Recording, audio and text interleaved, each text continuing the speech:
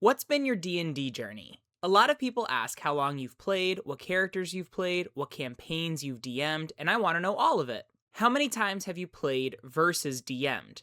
How did you end up transitioning from playing to DMing? What are your favorite traits that you put into characters and why? Were all of your campaigns epic, or did you have some flops along the way? Tell me everything. Okay, going through everything would take way too long a time. But I did find these questions in this Reddit post really interesting. A lot of times on this channel, I talk about advice for specific situations, which a lot of times was generated because of my personal experience with either playing or running TTRPGs. But a lot of times when I give that advice, I'm not talking about the specific context from which it first came about. And so, reflecting on my TTRPG journey, it might be fun to kind of give a little bit of context into my journey so far. Hi, I'm John. This is Dragon Mind, where we discover our best selves through gaming, and today I'm reflecting on my TTRPG journey. Let's get into it.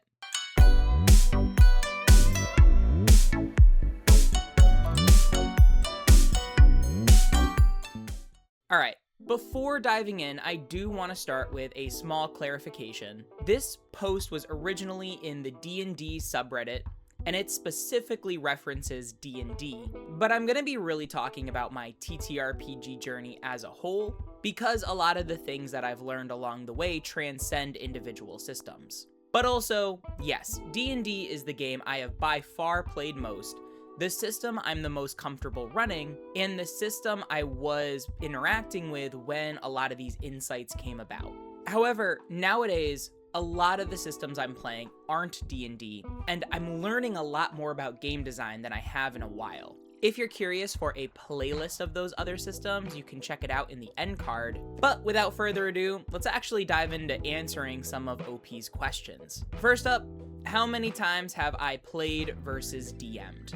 I've lost track of the specific numbers I've played or run, but I would guesstimate that over the past 10 years, I've probably DM'd about 2/3 of the time and been a player for the other third.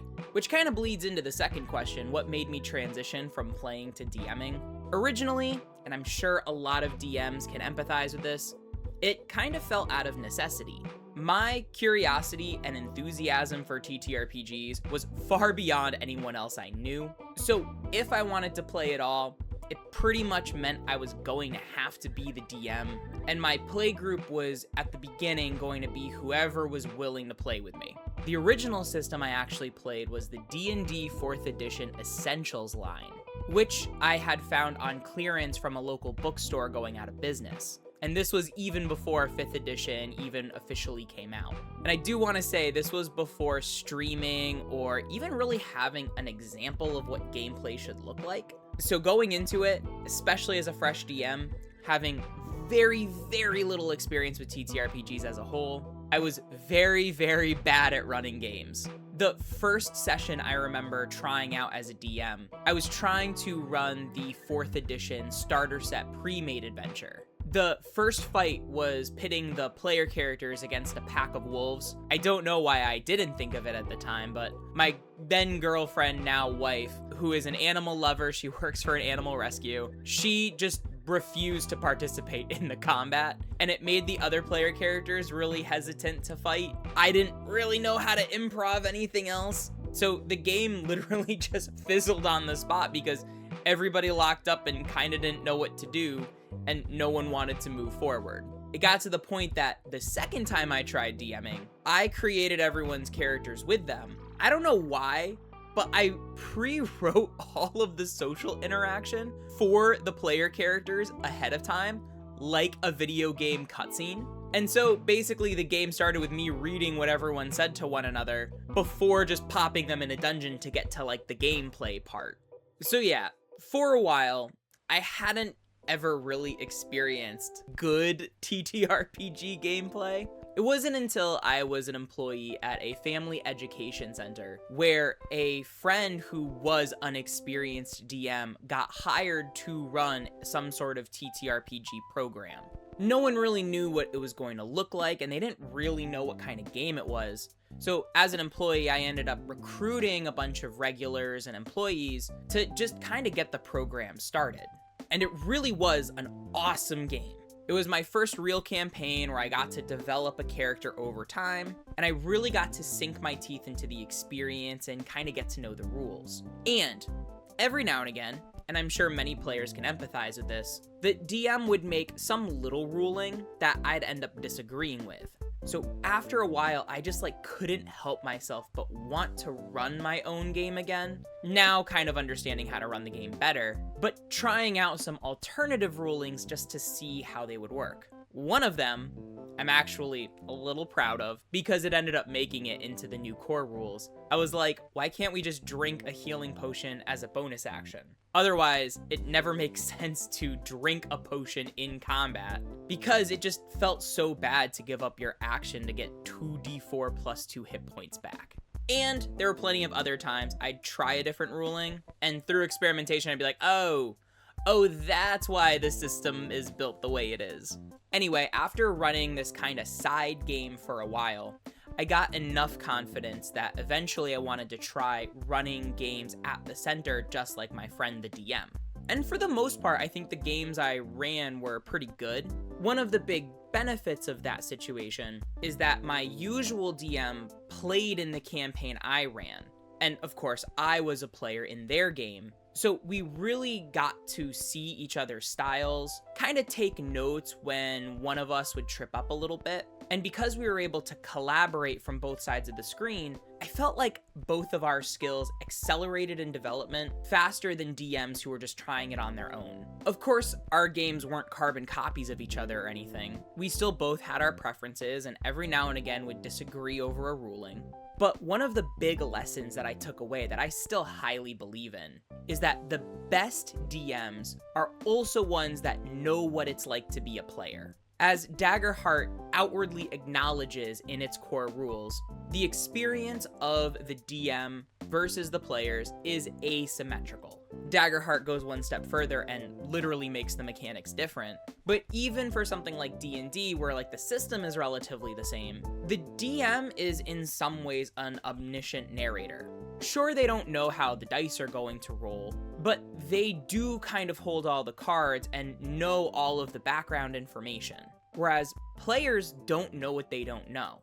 And a lot of times, I can kind of tell when someone's been DMing just a little too long because they fail to communicate things to the players because the information is obvious to them. But all of a sudden, when they're on the player side of the screen, conditions like stunned or paralyzed that take away a turn, or just the power balance of information, gets them to remember what it's like being a player, so their rulings can be a little bit more informed.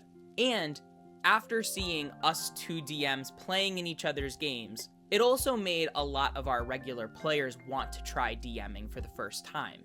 And so a lot of the advice or tools I still use or still advocate for new DMs came about trying to support them so they could get their feet underneath them as quickly as possible without falling into the same pitfalls I had when I was a beginner. And plus, the more competent they got as DMs, the more chances I had to be a player in their games, which then better informed my DMing, and it created this positive feedback loop. So I think one thing that's a little bit unique about my journey is the professional element was added a little bit earlier than most people. And I mean, I would even guess that most DMs aren't doing this professionally. So having been paid to run D&D very early on into my journey, it did give me a different lens to look at the game through.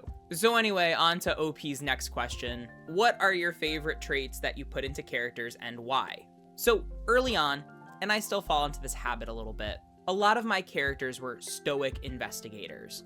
When I was playing that first campaign at the Family Education Center, I had just wrapped up my first playthrough of The Witcher 3, and I did not want that experience of role-playing Geralt to end. And that being said, whenever I'd make a new character for a one-shot or a different game, no matter what my character class or build was, I did start to notice that they were pretty much the same character with different powers. So then I just tried almost cartoonish characters in the opposite direction. I had a flamboyant bard, a hot-headed fighter. One of the ones I actually really liked was kind of a shy barbarian.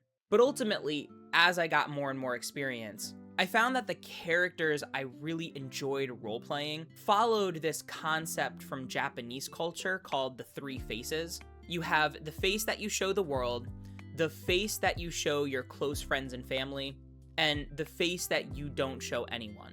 And this was a really easy way for me to start creating characters that were more three-dimensional, because literally they had three kind of modes of interaction. So, for example, my kind of go-to D&D character is Solomon Blackedge, who I did literally make to be a witcher, a kind of monster hunter.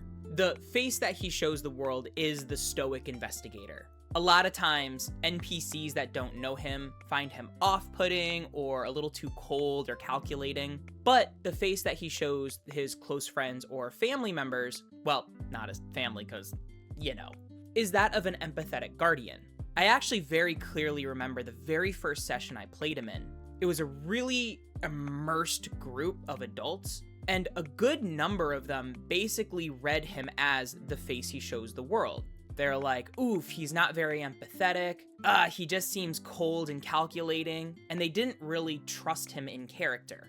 But in the final fight, which was definitely a deadly encounter, he went out of his way to protect this little halfling ally who was being role-played as this innocent girl that just got swept up into violence out of nowhere. And at the end of the session, I remember that player being like, that guy, he's a hero.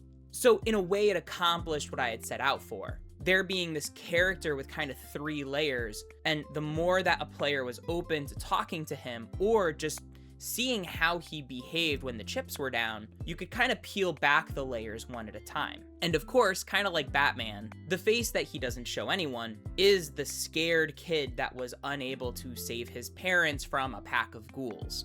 And as a kid, the swordsman who saved him ends up being the persona that he models when he's on the job, because that's someone that he looked up to, and to him, someone that's strong and that he'd want to be. So even though I've played a lot of different characters now, they still all follow kind of this three faces model, and it doesn't end up with like multi-page long backstories or anything. Again, it's just kind of a quick way to create a dynamic character that ends up being really fun to roleplay over the long term, especially seeing other players start to discover more and more who they are, and challenging their assumptions over their archetype versus the deeper layers of their personality. Okay, last question. This is definitely going to be the longest one. Were all of your campaigns epic, or did you have some flops along the way? I would love to meet the DM that has only run epic campaigns with zero flops to speak of. And like I said earlier, a lot of my early experiences were just one flop after another. My first actual brush with TTRPGs was in high school in an after-school club. It was the Serenity role-playing game. I think we got to play for like 2 sessions before scheduling just made it fizzle. And then of course, that's when I bought the D&D Essentials line, tried to run my own game a few different times. First session, locked up, fizzled after that. The campaign where I pre-wrote everyone's dialogue, that one actually lasted a decent number of months, but then there was a little bit of interpersonal tension that caused it to collapse. The side game I ran while I was being a player at the Family Education Center, same story. It went on for actually, I think, about a year before, again, interpersonal drama caused a collapse, which is one of the reasons I think I have such a big focus on the peripheral elements that support the game everyone is playing. Because ultimately TTRPGs are social games. Yes, there are different systems with different rules, but as a table, everyone can collectively agree on changes to rules or additions or removals in order to tune the game to be something that's going to be most enjoyable for everyone. Healing potions as a bonus action is a little house rule like that. Or I have read of some Daggerheart groups kind of imposing some kind of formal initiative order rather than the just make it up to whatever makes sense in the moment. Again, I haven't tried Daggerheart with a group. I do want to try it with just its intended method. But yeah, the one thing with this question is I do have games that were flops. I do have some games that were epic, but I think the most common is in the middle somewhere. Games I consider successful, enjoyable, and also a little forgettable. So, for example, the first professional campaign I ran ended up being Lost Mine of Phandelver. That kind of transitioned into Tyranny of Dragons right after. That was an epic campaign. The players ended up creating these really in-depth, cool backstories that tied them into this epic divine fight against Tiamat. It actually ended with each of the characters getting armor with these magic dragon wings on the back of it, and it ended up with the party of 7 characters all fighting Tiamat in the sky, while these 2 armies of chromatic and metallic dragons fought it out in these dragon dog fights, all around them with breath weapons going off. That was like an epic campaign. I also ran a campaign that was basically Dragon of Ice Spire Peak. Different players would end up showing up week to week. We'd go on a little side quest. It was an enjoyable game. I consider that a successful game. It was not an epic game.